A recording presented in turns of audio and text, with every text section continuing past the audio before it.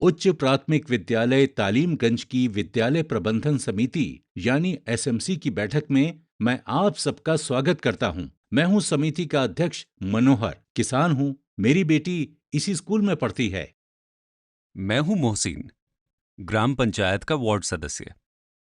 मेरा नाम राज देवी है। मेरा बेटा इस स्कूल में पढ़ता है। मैं मुकेश कुमार हूं। मेरे 2 बच्चे इस स्कूल में पढ़ते हैं। मैं शालिनी, प्रखंड कल्याण अधिकारी के तौर पर काम करती हूँ। मैं ममता, इस गांव की आंगनवाड़ी कार्यकर्ता हूँ। मैं सुमन लता, इस स्कूल की प्रधान अध्यापिका। मैं सतबीर, मैं स्कूल में अध्यापक हूँ। मुझे तो आप सभी जानते ही हैं। मैं हूं सबसे सीधा, सुंदर और शानदार सुरकुमार उर्फ सुरीले। मेरी बेटी स्कूल में पढ़ती है। आपको कौन नहीं जानता सुरीले भैया? तो दोस्तों, ऐसा है कि आज की बैठक में हमारे बीच 2 नए सदस्य हैं, भोलाराम भैया और नसरीन जहां। आप दोनों का स्वागत है। इससे पहले कि हम आज की बैठक की कार्यवाही शुरू करें, हम लोगों को मिलकर भोलाराम और नसरीन जहां को ये बताना चाहिए कि विद्यालय प्रबंधन समिति यानी एसएमसी क्या है और वो क्या-क्या काम करती है। इतना तो मुझे मालूम है कि ये विद्यालय हमारे गांव तालीमगंज में है और इसलिए इस विद्यालय की जिम्मेदारी तालीमगंज वालों की यानी हमारी है। सीधी बात है, विद्यालय गांव का तो जिम्मेदारी भी गांव की। बिल्कुल ठीक कहा तुम लोगों ने। यही सोचकर सभी विद्यालयों में एसएमसी बनाई जाती है कि विद्यालय का प्रबंधन समुदाय के लोगों के ही हाथ में हो। असल में विद्यालय प्रबंधन समिति यानी एसएमसी समुदाय और विद्यालय के बीच एक पुल का काम करती है। एसएमसी के सदस्य के रूप में हम एक बड़ा काम कर रहे हैं। हमारे योगदान से बच्चों को अच्छी शिक्षा मिलेगी। बच्चे अच्छी शिक्षा पाएंगे तो अच्छे नागरिक बनेंगे। अच्छे नागरिक तो अच्छा देश, अच्छा समाज। इस तरह तो एसएमसी के सदस्य के रूप में हमें सिर्फ अपने गांव की ही नहीं बल्कि देश की सेवा करने का मौका मिला है। शुरुआत तो अच्छी हो गई। अब सबसे पहले बात करते हैं कि एसएमसी में कौन-कौन लोग होते हैं और उसका गठन कैसे होता है। राज्य के सभी सरकारी एवं सरकारी सहायता प्राप्त विद्यालयों में विद्यालय प्रबंधन समिति का गठन किया जाता है।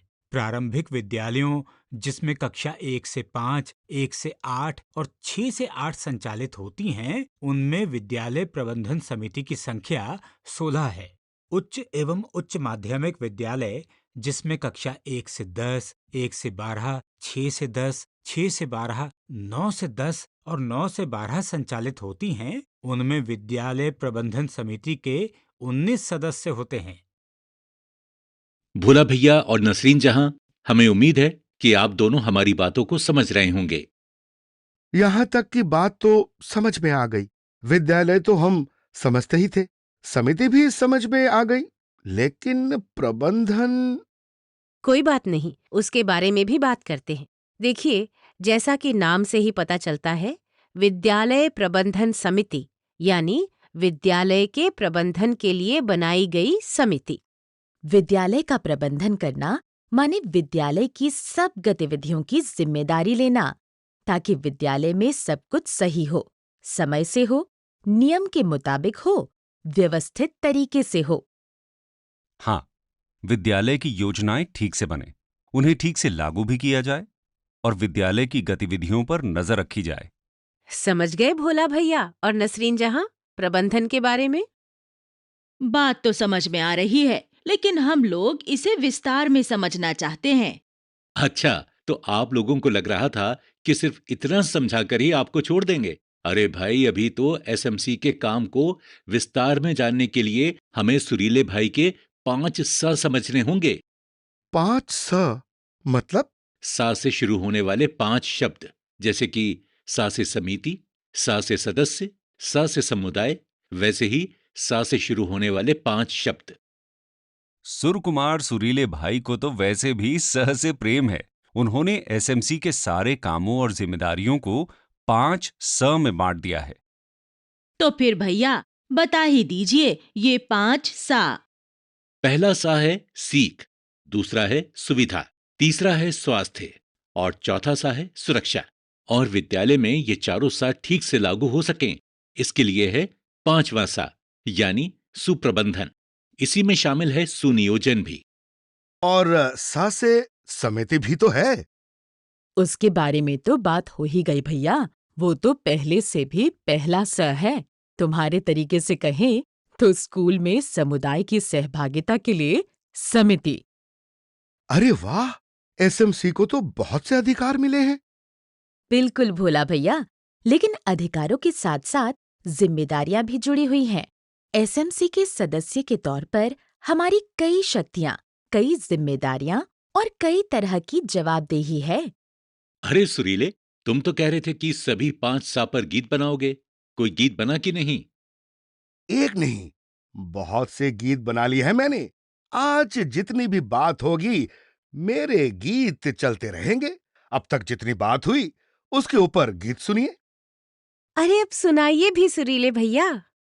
सीख और सुविधा, स्वास्थ्य सुरक्षा, ये सब देखे समिति हमारी। विद्यालय की हर गतिविधि के सुप्रबंध की जिम्मेदारी। आरटीई में एसएमसी को मिले बहुत अधिकार है, लेकिन अधिकारों के संग आती है जवाबदेही, जिम्मेदारी। अरे वाह, क्या बात है सुरीले भैया। सबसे सरल, सहज, सुंदर और सुरीला, सुरों से सितारे सजा दिया आपने। तो तुम्हें भी मालूम है कि सुरीले से कैसे स करते हुए बात करनी है। दीदी, अब तो ये बात सबको मालूम है। सुरीले ने आगे की बातचीत के लिए माहौल बना दिया है। तो आइए एक एक करके इन सभी 5 स को समझते हैं।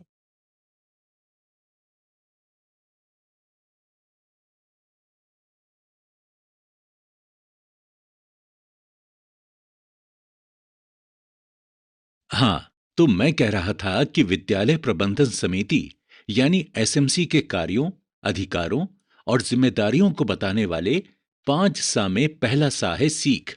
विद्यालय बच्चे के लिए सीखने की, सृजन की जगह है। यूं तो एसएमसी का हर काम कुल मिलाकर सीखने से ही जुड़ा है, लेकिन इस पहले स यानी सीख में हम उन कार्यों की चर्चा करेंगे जो सीधे बच्चे के सीखने से जुड़े हैं। तो सबसे बुनियादी काम तो ये है कि 6 से 14 साल के हर बच्चे का स्कूल में दाखिला कराया जाए। कोई भी बच्चा बिना दाखिले के रह न जाए। बिल्कुल ठीक कहा तुमने मोहसिन। इस बार तो वैसे भी ज्यादा ध्यान रखना होगा। कोरोना के दौरान बाहर काम करने वाले कई लोग गांव में वापस आए हैं। उनके बच्चों का स्कूल छूट गया होगा।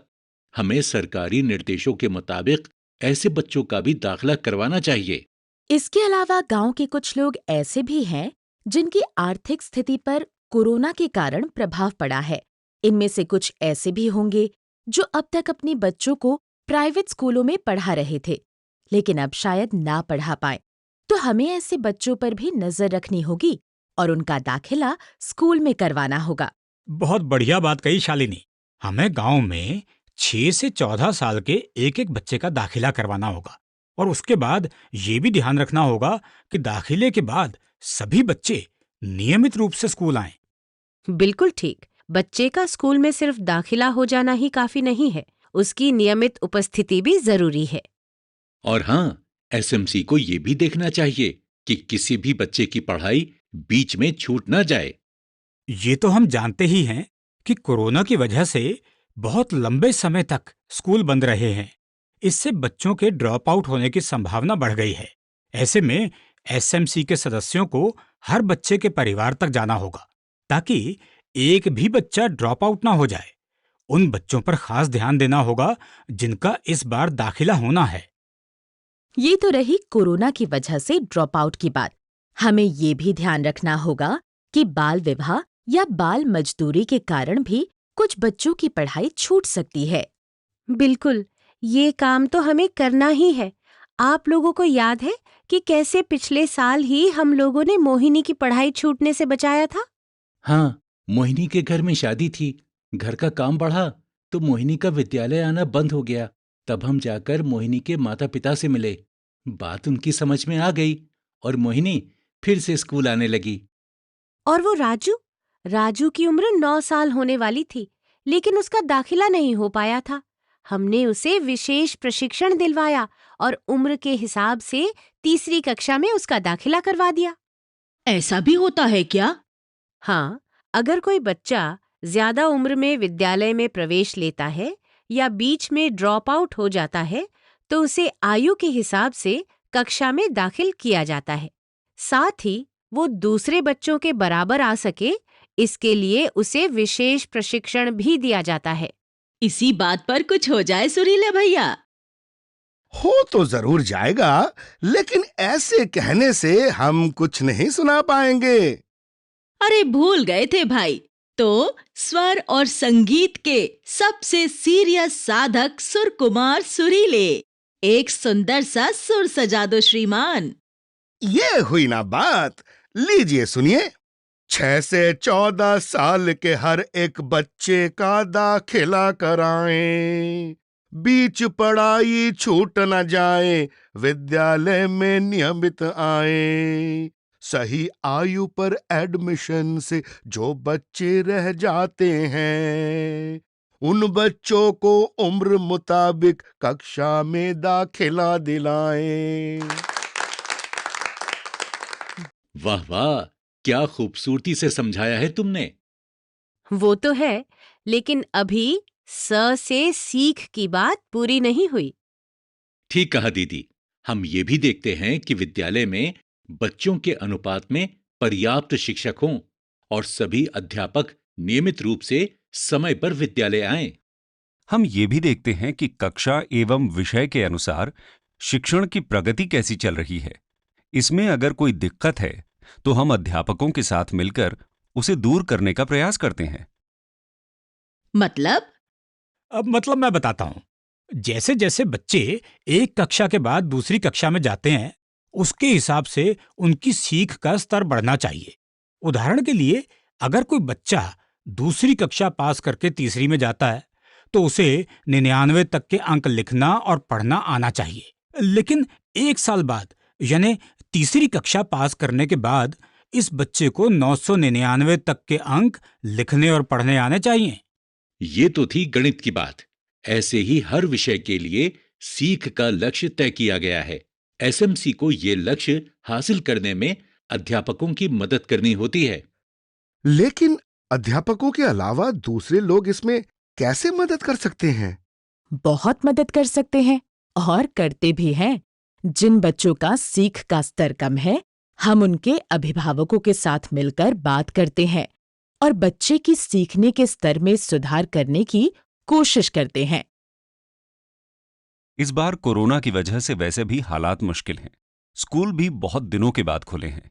ऐसे में हमें पहले से ज्यादा कोशिश करनी होगी कि बच्चों की सीख पर कम से कम असर पड़े। बिल्कुल, इसके लिए हमें समुदाय के सभी लोगों को साथ में लेना होगा।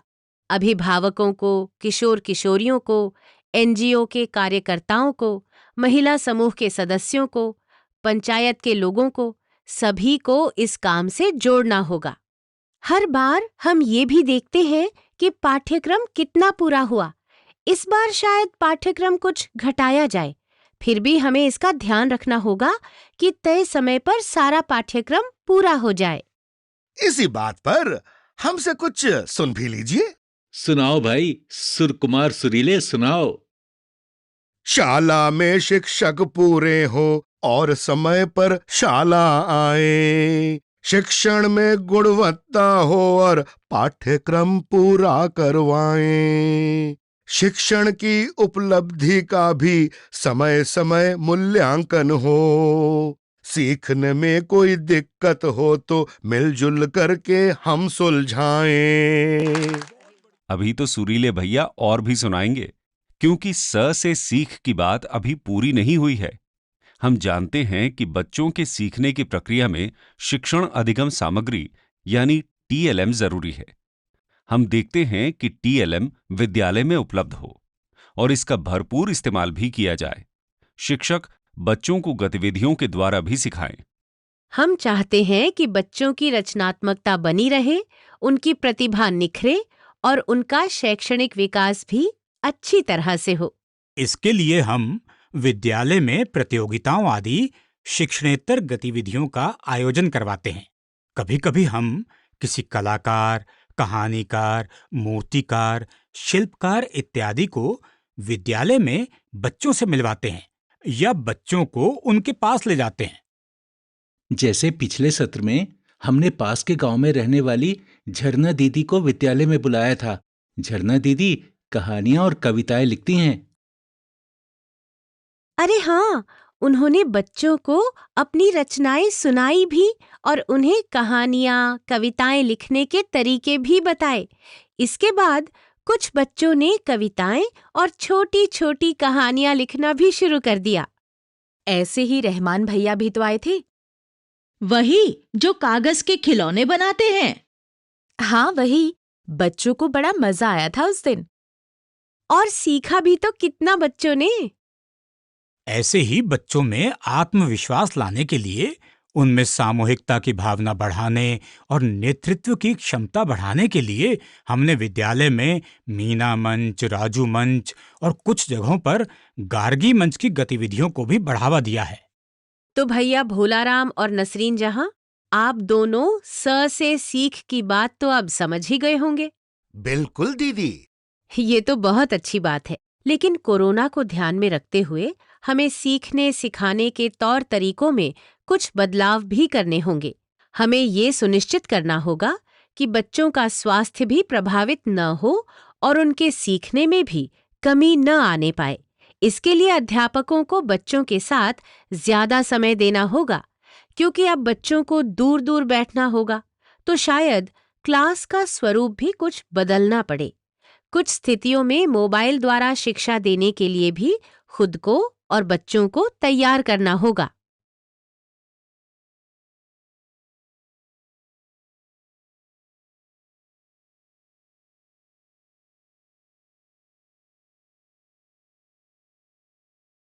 पहला सा यानी सीख तो समझ में आ गया। अगला सा क्या था भाई? इतनी जल्दी भूल गई? अगला स है सुविधा। और सुविधा में ही संरचना यानी निर्माण भी शामिल है, और इसी में शामिल है सामग्री। सुविधा यानी संरचना, सुविधा और सामग्री तीनों। तो सबसे पहले बात संरचना की। संरचना माने निर्माण, टूट फूट की मरम्मत, मेंटेनेंस से जुड़े हुए काम। विद्यालय में कोई भी नया निर्माण हो, टूट फूट की मरम्मत करवानी हो या रंग रोगन, इन सब के लिए भी एसएमसी को योजना बनानी होती है और उसे अमल में भी लाना होता है। जैसे कि पिछले साल विद्यालय में एक नया कमरा बनवाया गया। उसके पिछले साल विद्यालय की 4 दीवारी टूट गई थी, उसे ठीक करवाया गया। इसके अलावा मरम्मत और रंग रोगन तो नियमित रूप से होता ही है। एक बात तो आप भूल ही गए गुरुजी, खास जरूरत वाले बच्चों के लिए स्कूल में खास शौचालय भी तो बनवाया गया है। और कोरोना को ध्यान में रखते हुए इस बार बच्चों के हाथ धोने के लिए बिना हाथ लगाए पैर से चलने वाले नलों की व्यवस्था भी तो करनी है। ऐसे तो बहुत काम है। मध्याह्न भोजन वाली रसोई में टाइल लगवाई गई है, नालियों की मरम्मत हुई है, लाइब्रेरी की नई अलमारियां आई हैं, कुछ फर्नीचर भी आया है। अरे बस बस, अब सारे काम गिनाओगे क्या? अगर नहीं गिनाएंगे तो अपने काम और जिम्मेदारियों के बारे में ये नए सदस्य जान कैसे पाएंगे? ये बात तो सही है। तो भाई भोलाराम और नसरीन, पिछले साल हमने रसोई और भोजन के स्थान की मरम्मत करवाई। और वो खेल का मैदान भी तो उबड़ खाबड़ था, बरसात में उसमें पानी भी भर जाता था, उसे भी तो एसएमसी ने ठीक करवाया। बच्चों के समुचित विकास के लिए पढ़ाई के साथ खेलकूद भी तो जरूरी है।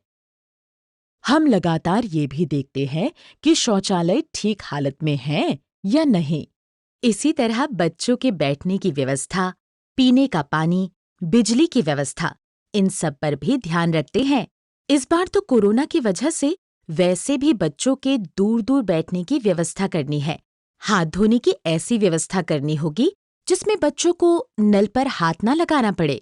पूरे स्कूल को सैनिटाइज करने की व्यवस्था भी करनी है। बच्चों की मदद से क्यारियां, किचन गार्डन आदि बनवाए। इससे विद्यालय के सौंदर्यकरण में मदद भी मिली और किचन गार्डन से मिड डे मील के लिए थोड़ी बहुत सब्जियां, धनिया मिर्च वगैरह भी मिलने लगी। सुविधा का ही एक हिस्सा है सामग्री।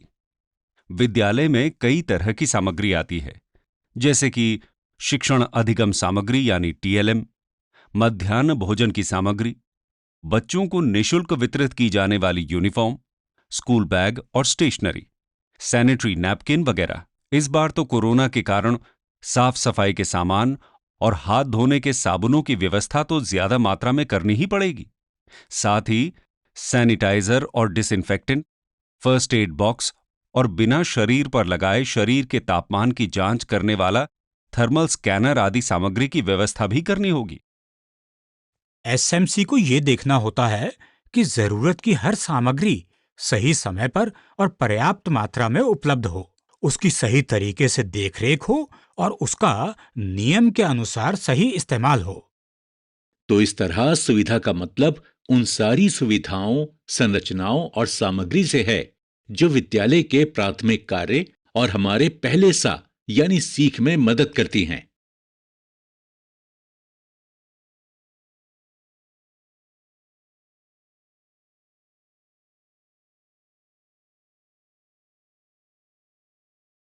सुप्रबंधन का मतलब है स्कूल का अच्छे से प्रबंधन, मैनेजमेंट। सुरीले भैया के हिसाब से कहें तो एसएमसी को ये देखना है कि विद्यालय का हर काम सही, समयबद्ध, सुनियोजित और सुव्यवस्थित तरीके से हो। अरे वाह शालिनी, तुमने तो सुरीले की स को बहुत अच्छे तरीके से अपना लिया है। बहुत बढ़िया। तो भाई चलिए सुप्रबंधन की बात शुरू करें। और सुप्रबंधन की बात शुरू होगी सुनियोजन से। सुनियोजन माने अच्छी तरह से नियोजन। नियोजन करना मतलब योजना बनाना। विद्यालय की सब गतिविधियां ठीक तरीके से चलें, इसके लिए जरूरतों का अनुमान लगाना, उनके हिसाब से योजना बनाना, ये हुआ सुनियोजन। वैसे तो हम लोग लगातार योजना बनाते हैं, लेकिन सुनियोजन से जुड़ी हुई सबसे महत्वपूर्ण गतिविधि है विद्यालय विकास योजना। ये विद्यालय की 3 साल की योजना होती है। पिछले साल ही तो हमने विद्यालय की जरूरतों का अनुमान लगाते हुए विद्यालय विकास योजना बनाई है। इस योजना में ये अनुमान लगाया जाता है कि अगले 3 साल में विद्यालय की जरूरतें क्या हैं और उसके अनुसार प्रस्ताव बनाया जाता है, वित्तीय मांग की जाती है। सुनियोजन से ही समिति बच्चों को दी जाने वाली निःशुल्क पाठ्य पुस्तकों, ड्रेस, टीएलएम तथा विद्यालय की सामग्री आदि की आवश्यकताओं का हिसाब रखती है। समिति ये भी देखती है कि विद्यालय को जो संसाधन मिले हैं उनका नियम के अनुसार उपयोग हो। लेकिन सिर्फ योजना बनाना ही समिति का काम नहीं है। समिति को यह भी देखना होता है कि विद्यालय विकास योजना और दूसरी सभी योजनाओं का समय पर और नियम के अनुसार क्रियान्वयन हो। इसके साथ ही विद्यालय का कोष विकसित करना और संसाधन जुटाना भी समिति का ही काम है।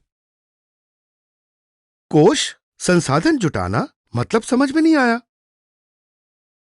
अरे भोलाराम भैया, सरकार से जो पैसा मिलता है वो तो है ही, इसके अलावा समिति अपने संसाधन भी जुटा सकती है।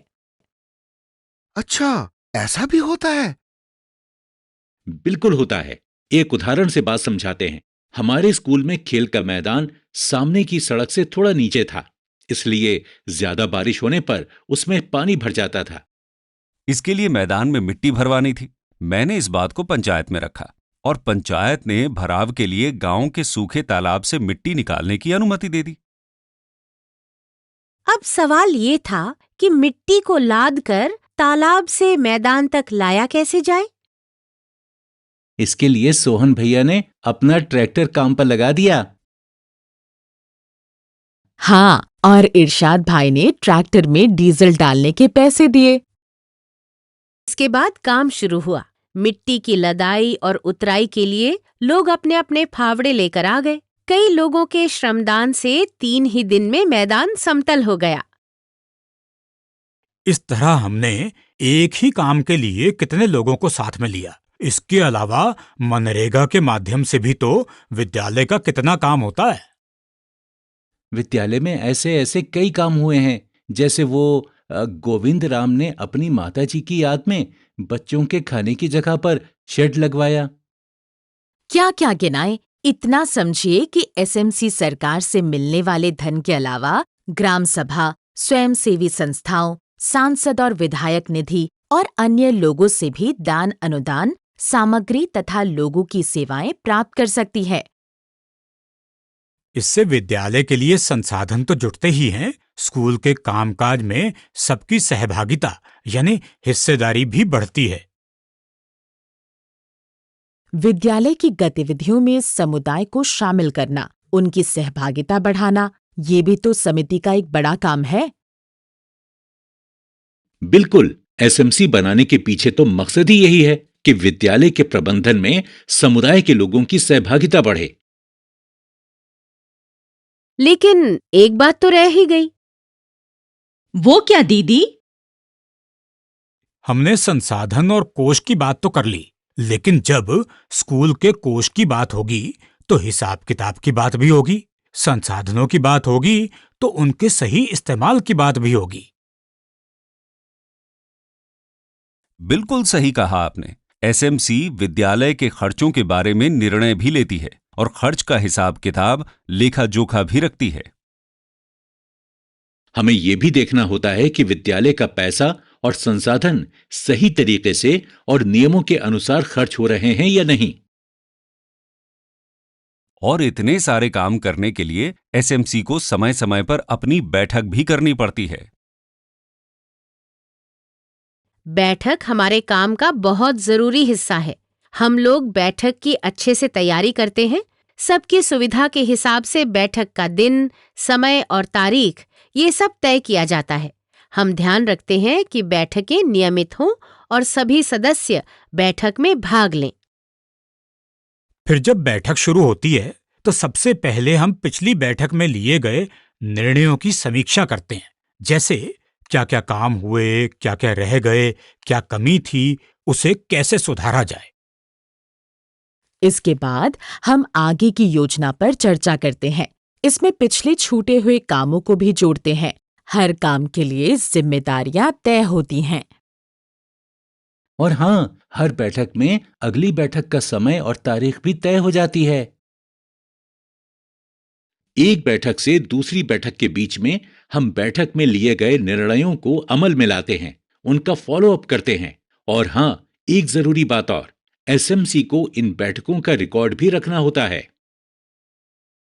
तो भैया, सारी बातें हो गई सुप्रबंधन के बारे में। देख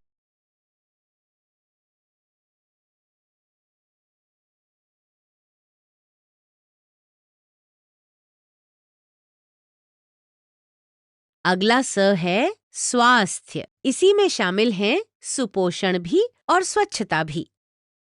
बात भी ठीक है, सुपोषण और स्वच्छता दोनों ही सीधे स्वास्थ्य से जुड़े हुए हैं।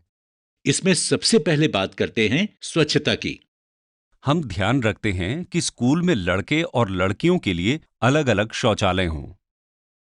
शौचालय चालू हो, साफ सुथरे हों और उनमें पानी की व्यवस्था भी हो। और हाँ, बच्चे हर बार उनका ही इस्तेमाल करें। अब जब शौच की बात आई तो साबुन की बात भी आएगी। शौच जाने के बाद और मध्याह्न भोजन से पहले सभी बच्चे साबुन और पानी से अच्छी तरह से हाथ धोएं। हम ध्यान रखते हैं कि सब बच्चे साबुन पानी से हाथ धोएं।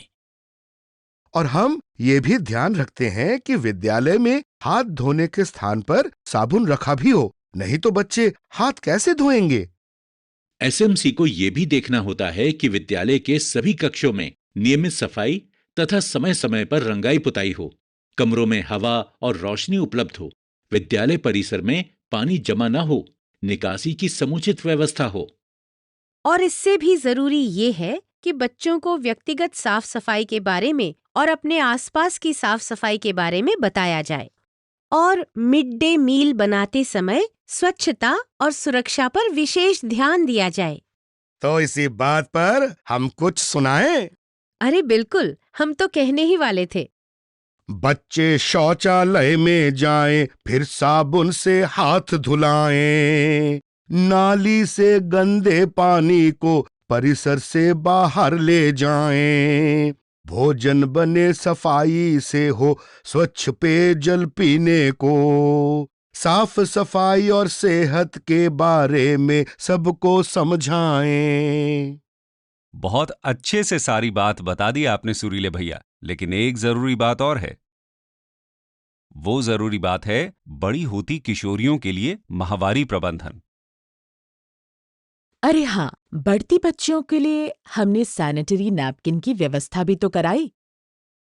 बच्चियों को पैड बदलने में सुविधा हो, इसके लिए बाथरूम को भी ठीक करवाया। और साथ ही सैनिटरी नैपकिन के निस्तारण की भी उचित व्यवस्था की गई। AWW बहन और ANM दीदी ने बच्चियों को माहवारी प्रबंधन के बारे में भी तो बताया। और इसका परिणाम ये हुआ कि अब माहवारी के दिनों में बच्चियों का स्कूल नहीं छूटता। सुरीले भैया, इस बात पर भी आपकी ओर से कुछ होना चाहिए। बिल्कुल, हम तो हर समय तैयार है। लो सुनो, माहवारी होने पर बच्ची क्या क्या करे बताया जाए। पैड दिलाए, जगह बनाए, निस्तारण का करे उपाय, मासिक का हो ठीक प्रबंधन, हर एक बिटिया स्वस्थ रहे, एक दिन भी स्कूल न छूटे, ऐसे सारे करो उपाय। अरे वाह, बहुत बढ़िया। कितने सहज शब्दों और सुंदर शैली में सुर लगाया सुरीले भैया ने। ये तो हुई माहवारी प्रबंधन की बात। अब चर्चा करते हैं स से स्वास्थ्य के तहत आने वाली एक और बात, यानी सुपोषण की। सही बात है, सेहत की बात पोषण के बिना कैसे पूरी हो सकती है? तो हम देखते हैं कि बच्चों को मिलने वाला मध्याह्न भोजन मेन्यू के अनुसार बने, उसे साफ सफाई के साथ बनाया जाए। बच्चों में आयरन की कमी ना होने पाए, इसके लिए उन्हें आयरन की गोलियां दी जाएं और बच्चे इन्हें खाएं भी। इसी तरह निःशुल्क दी जाने वाली कीड़े की दवा भी बच्चों के लिए उपलब्ध हो। हमारी कोशिश रहती है कि पोषण, एनीमिया तथा माहवारी प्रबंधन के बारे में अध्यापकों, अभिभावकों और बच्चों को जानकारी मिले और वे इस जानकारी को व्यवहार में भी उतारें। तो सुपोषण की स्वादिष्ट बात पर हो जाए सुरीले भैया की सरगम।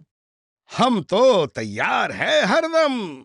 मेन्यू के अनुसार हो भोजन, साफ सफाई से बनवाएं, आयरन और कीड़े की गोली सारे बच्चे नियम से खाएं, खान पान और एनीमिया के बारे में बच्चे जाने, पोषण ठीक रहे तभी तो बच्चे ठीक से पढ़ भी पाएं।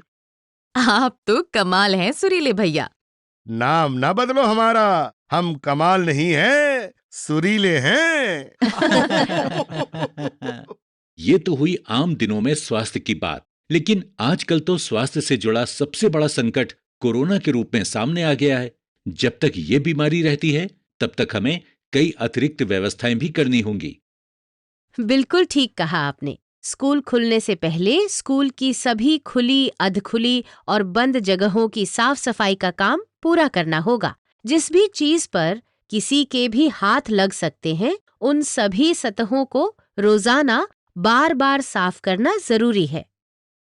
देखना होगा कि हाथ धोने के लिए हर समय पानी उपलब्ध हो, टॉयलेट चालू हो, साफ सुथरे हो और उनमें पानी का पर्याप्त इंतजाम हो। उन्हें समय समय पर साफ किया जाए। हमें ये भी देखना होगा कि बच्चे, अध्यापक और विद्यालय में आने वाले सभी लोग हर समय मास्क पहने रहें, समय समय पर साबुन और पानी से हाथ धोते रहें। थर्मल स्कैनर से भी सभी बच्चों और अध्यापकों और विद्यालय में आने वाले हर व्यक्ति के शरीर के तापमान की जांच की जाए। साथ ही हमें ये भी सुनिश्चित करना होगा कि विद्यालय में तथा विद्यालय से घर के रास्ते में बच्चे कम से कम 1 मीटर की दूरी बनाए रखें। घर से बाहर निकलने से पहले मास्क पहन लें और रास्ते में, विद्यालय में पूरे समय और वापस घर जाने के रास्ते में मास्क पहने रहें। कक्षा में बच्चों के बैठने की व्यवस्था इस तरह ही करनी होगी ताकि किन्हीं 2 बच्चों के बीच 1 मीटर से कम दूरी न हो। इसके लिए कक्षा में रंग से गोले बनाने होंगे। अच्छा, ये बताओ भोला और नसरीन, बात समझ में आ रही है या नहीं? बिल्कुल, सब कुछ समझ में आ रहा है कि हमारी यानी एसएमसी की क्या-क्या जिम्मेदारियां हैं। बस एक बात मुझे जोड़नी थी। हाँ हाँ, बताओ बताओ। स्वास्थ्य से जुड़ी हुई एक और बात मुझे याद आई। वो है बच्चों का व्यायाम और खेलकूद। वो भी तो जरूरी है बच्चों की सेहत और विकास के लिए। अरे हाँ, ये जरूरी बात बताना तो हम सब भूल ही रहे थे। हम ये भी ध्यान रखते हैं कि विद्यालय में बच्चों को व्यायाम सिखाया जाए, उनके लिए खेलकूद की जगह भी हो और जरूरी सामान भी। तभी तो हमने पिछले साल खेल का मैदान ठीक करवाया था। उसी से तो मुझे भी याद आया दीदी। इसका मतलब ये है भोला भैया कि आप और नसरीन आपा सब बात ध्यान से सुन रहे हैं। तो क्या अब तक तुम्हें लग रहा था कि हम ध्यान से नहीं सुन रहे हैं, हैं?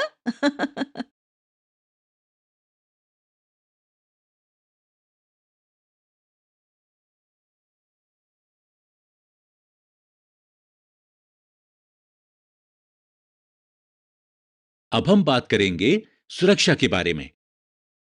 सुरक्षा का मतलब सिर्फ बच्चों को स्कूल में शारीरिक सुरक्षा देना ही नहीं है, बल्कि मानसिक सुरक्षा देना भी है। उनकी गरिमा और उनके सम्मान की सुरक्षा करना भी है। उन्हें किसी तरह के भेदभाव, उत्पीड़न या हिंसा से बचाना भी सुरक्षा में आता है। एसएमसी के सदस्य के तौर पर हम चाहते हैं कि किसी भी बच्चे के साथ किसी के भी द्वारा भेदभाव ना हो। भेदभाव मतलब? जाति या धर्म के आधार पर भेदभाव, लड़का लड़की के आधार पर भेदभाव, भाषा, खान पान या पहनावे के आधार पर भेदभाव, शारीरिक स्थिति के आधार पर भेदभाव, अमीरी गरीबी के आधार पर भेदभाव, दूसरे राज्य या शहर से आए बच्चे के साथ भेदभाव या किसी भी आधार पर बच्चे के साथ भेदभाव नहीं होना चाहिए। आजकल तो ये भी ध्यान रखना पड़ेगा कि कहीं किसी कोरोना प्रभावित परिवार के बच्चों के साथ भेदभाव ना हो। स्कूल का माहौल ऐसा हो जिसमें हर बच्चे की गरिमा और सम्मान बना रहे। बच्चे को स्कूल में किसी प्रकार की हीन भावना ना हो। हाँ, और हर बच्चे को शिक्षा और विकास के बराबर अवसर मिले। हर बच्चे के पास विद्यालय की तमाम गतिविधियों में भाग लेने का और अपनी बात को कहने का अधिकार हो।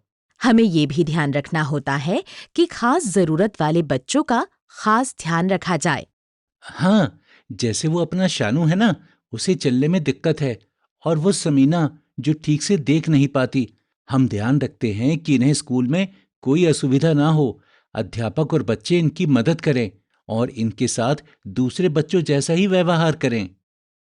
एक बात और, बच्चे विद्यालय में प्रसन्न रहें और उन्हें कोई डर न हो। डर? किस तरह का डर? किससे डर? डर कई तरह का हो सकता है। स्कूल में अध्यापकों की डांट या पिटाई का डर, अध्यापकों या बच्चों द्वारा मजाक उड़ाने का डर।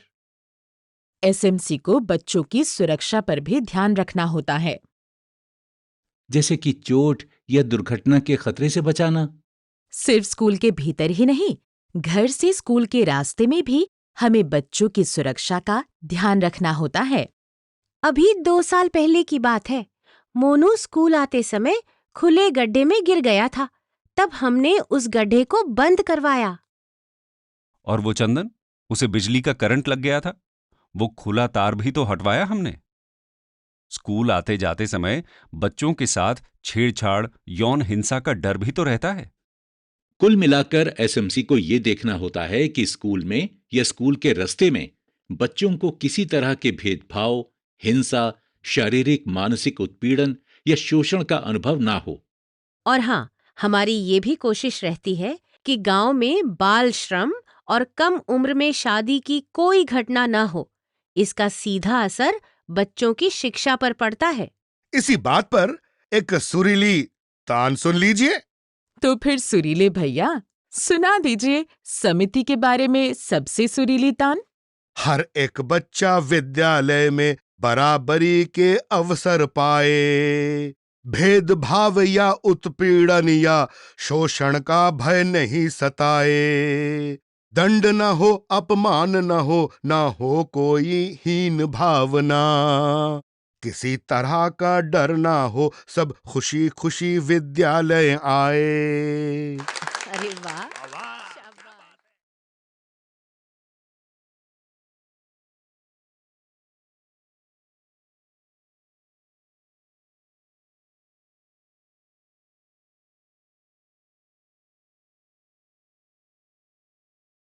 हमारे विद्यालय की विद्यालय प्रबंधन समिति यानी एसएमसी की बैठक में आप सबका स्वागत है। इस बार की बैठक बहुत लंबे समय के बाद हो रही है और कोरोना के संकट के कारण इस बार विद्यालय भी लंबे समय के बाद खुल रहा है।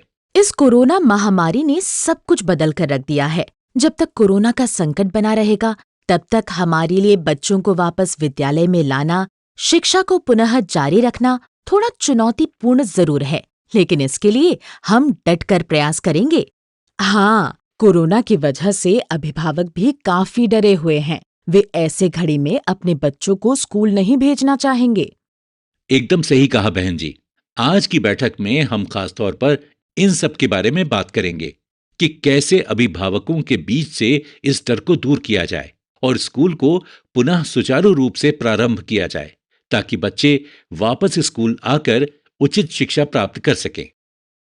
हम हर अभिभावक को ये सूचित करेंगे कि बच्चों को कोरोना से सुरक्षित रखने के लिए स्कूल में पूरी एहतियात बरती जा रही है।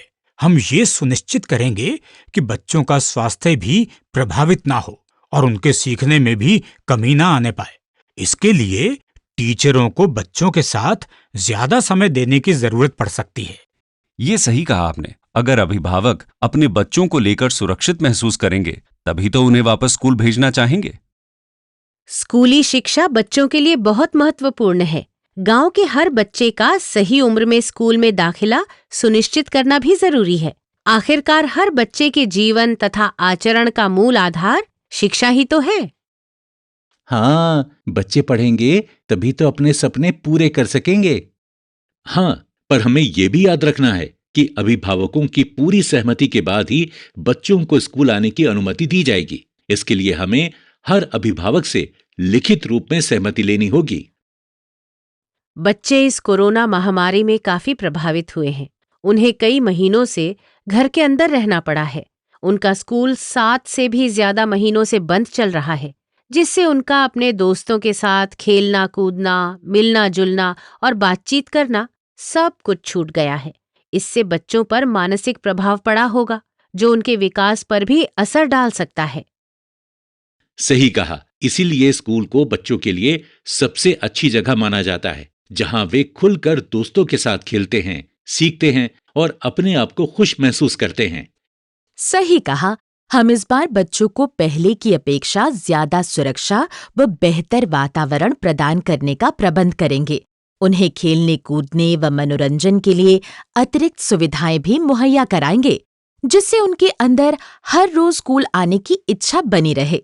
हमें शिक्षा के अलावा उनके मनः स्थिति को समझना और उनसे बातचीत करना जरूरी है।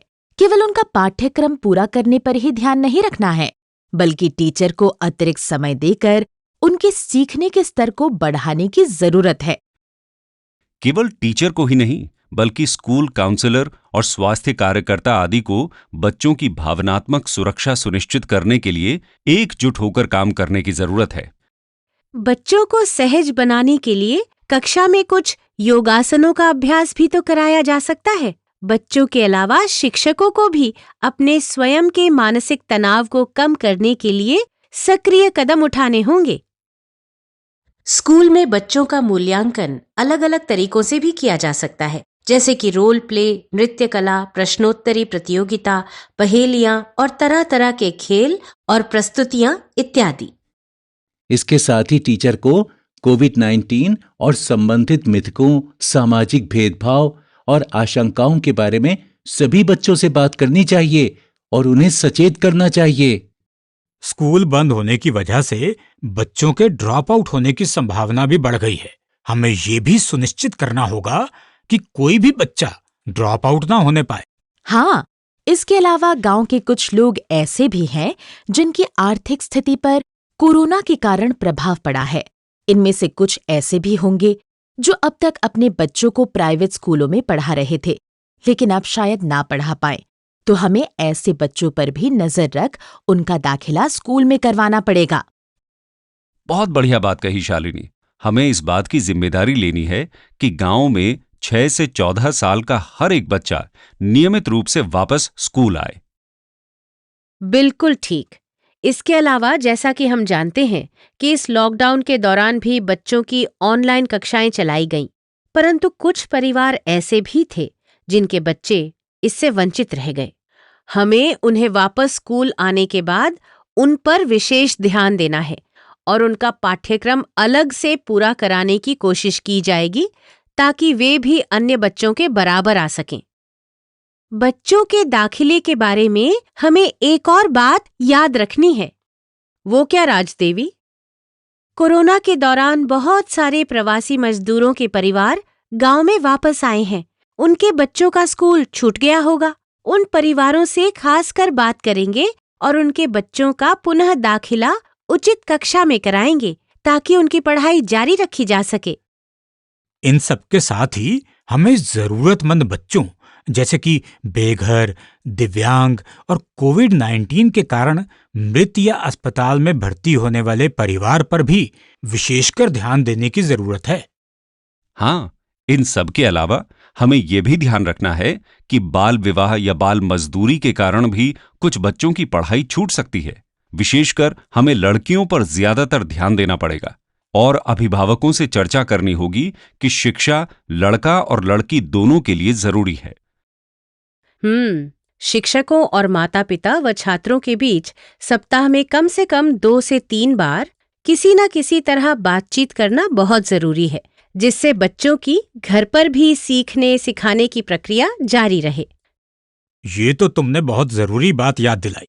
इसके अलावा हम ये भी देखेंगे कि बच्चों को स्कूल से मिलने वाली सभी सुविधाएं नियमित रूप से मिलती रहें, जैसे कि मिड डे मील, छात्रवृत्ति, मुफ्त ड्रेस, किताबें आदि। इन सब के अलावा एक बात और, शिक्षकों और छात्रों को प्रज्ञता दिशा निर्देश का उपयोग करने के बारे में भी बताया जा सकता है ताकि वे डिजिटल और ऑनलाइन शिक्षा के बारे में भी जागरूक हो सकें। और हाँ, साथ ही छात्रों और अभिभावकों को इंटरनेट के माध्यम से दीक्षा ऐप के द्वारा सामग्री के पीछे दिए गए QR कोड की मदद से डाउनलोड किए जाने वाले पाठ्यक्रम सामग्री या पुस्तकों के बारे में भी सूचित करना होगा, जिससे वे आसानी से इसे प्राप्त कर सकें। तो भाई, ये तो रही बच्चों को वापस स्कूल ले आने व उनके दाखिले की बात। लेकिन कोरोना की इस महामारी की स्थिति में बच्चों की सुरक्षा भी हमारी सबसे बड़ी जिम्मेदारी है। जब तक ये बीमारी रहती है, तब तक हमें स्कूल में कई अतिरिक्त व्यवस्थाएं भी करने की जरूरत है। बिल्कुल ठीक कहा आपने। स्कूल खुलने से पहले स्कूल की सभी खुली, अधखुली और बंद जगहों की साफ सफाई का काम पूरा करवाएंगे। जिस भी चीज पर किसी के भी हाथ लग सकते हैं, उन सभी सतहों को रोजाना बार बार साफ करना जरूरी है। हमें ये भी देखना चाहिए कि बच्चे, टीचर और विद्यालय में आने वाले सभी लोग हर समय मास्क पहने रहें, समय समय पर साबुन और पानी से हाथ धोते रहें, थर्मल स्कैनर से सभी बच्चों और टीचरों और विद्यालय में आने वाले हर व्यक्ति के शरीर के तापमान की जांच की जाए। कक्षा में बच्चों के बैठने की व्यवस्था इस प्रकार हो कि 2 बच्चों के बीच कम से कम 2 गज की दूरी हो। ये दूरी प्रार्थना यानी असेंबली के समय, खेलकूद के समय, लाइब्रेरी में और घर से विद्यालय आने जाने के समय भी बनी रहे। बच्चे खेल भी इस तरह के खेलें जिसमें वे एक दूसरे के निकट न आएं और उन्हें किसी भी बच्चे की छुई हुई किसी चीज जैसे कि गेंद आदि को छूना ना पड़े। जिन विद्यालयों में स्कूल बस आदि वाहन से बच्चे आते हैं, वहां वाहन में भी बच्चों के बीच कम से कम 2 गज की दूरी रहे। बच्चे हर समय मास्क पहने रहें तथा वाहन को डिसइंफेक्ट करने की व्यवस्था भी करेंगे। ये तो रही बच्चों के सुरक्षा की बात। इसके साथ ही एक अहम बात और, हमें बच्चों और अभिभावकों को कोरोना के लक्षणों के बारे में जानकारी भी देनी होगी। कोरोना से प्रभावित व्यक्ति को खांसी, जुकाम और बुखार आता है। किसी किसी को सांस लेने में दिक्कत भी होती है। ये लक्षण दिखते ही उस व्यक्ति को अपने आप को घर के अन्य लोगों से अलग कर लेना चाहिए और स्वास्थ्य कार्यकर्ताओं से संपर्क करना चाहिए। इन सब बातों से अभिभावकों के बीच भी सतर्कता बढ़ेगी और वो अपना और परिवार का ध्यान रख सकेंगे। आज की बैठक में जो भी बातें तय की गईं, उन्हें हम जल्द ही अमल में लाएंगे ताकि स्कूल व्यवस्थित तरीके से शुरू हो सके।